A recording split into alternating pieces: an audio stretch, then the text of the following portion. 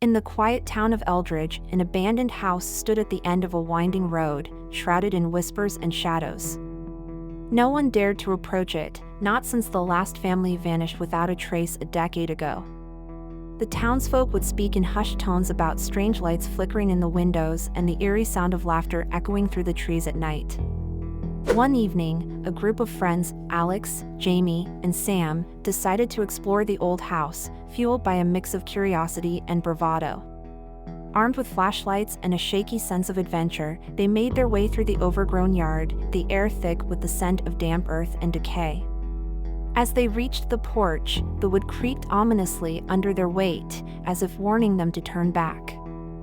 Inside, the atmosphere was heavy with neglect. Dust motes danced in the beams of their flashlights, revealing faded wallpaper peeling like old skin. Each room told a story of a life once lived, but the deeper they ventured, the more unsettling it became. Shadows clung to the corners, and the silence felt almost alive, pressing against them like a suffocating blanket. In the back of the house, they discovered a narrow staircase spiraling down into darkness. Against their better judgment, they descended, each step echoing in the stillness. The air grew colder, and a low hum seemed to vibrate through the walls, a sound that felt both familiar and deeply wrong. At the bottom, they found a small, dimly lit room filled with dusty toys and old photographs scattered across the floor.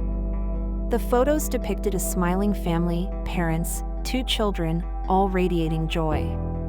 But there was something off about their eyes. They seemed to follow the friends as they moved, watching them with an intensity that sent chills down their spines. Suddenly, a loud crash echoed from upstairs, making them jump.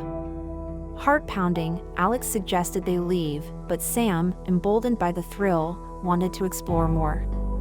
Jamie, caught between fear and curiosity, agreed to stay, while Alex hesitantly followed Sam deeper into the room. As they turned to investigate a rickety old chest in the corner, Jamie felt a sudden cold breeze pass through her, as if something had brushed against her. The lights flickered, and in that moment, the laughter of children filled the air, soft and playful, but with an undercurrent of something darker. She spun around, heart racing, but saw nothing.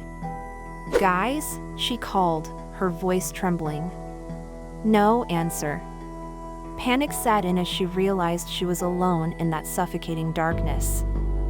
Meanwhile, Alex and Sam had uncovered a strange, ornate mirror hidden beneath a pile of dust.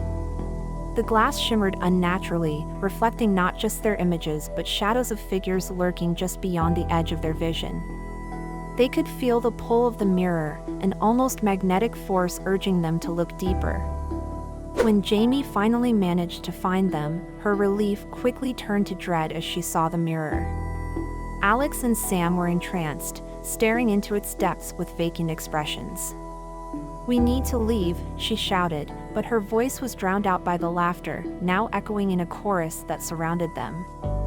Suddenly, the room plunged into darkness. The laughter crescendoed into a shriek, and the mirror cracked, sending shards of glass cascading to the floor. The friends stumbled back, but something reached out from the shards, pulling at them with invisible hands. In a desperate attempt to escape, Jamie yanked Alex away from the mirror, but Sam remained, his eyes locked on the reflections that no longer showed him but instead revealed the smiling faces from the photos, their mouths twisted into ghastly grins. As they fled, Jamie could feel the air grow thicker, the laughter morphing into wails of anguish. They raced up the stairs, the walls seeming to close in around them. Just as they reached the front door, it slammed shut, sealing their fate. Outside, the town remained oblivious, the night carrying on as it always had. But in the house at the end of the road, the laughter of the children continued, echoing through the halls, waiting for the next unsuspecting souls to wander into its grasp. The darkness thrived, feeding off their fear, and the house whispered promises of joy, at a terrible price. "Make it in deep male voice,"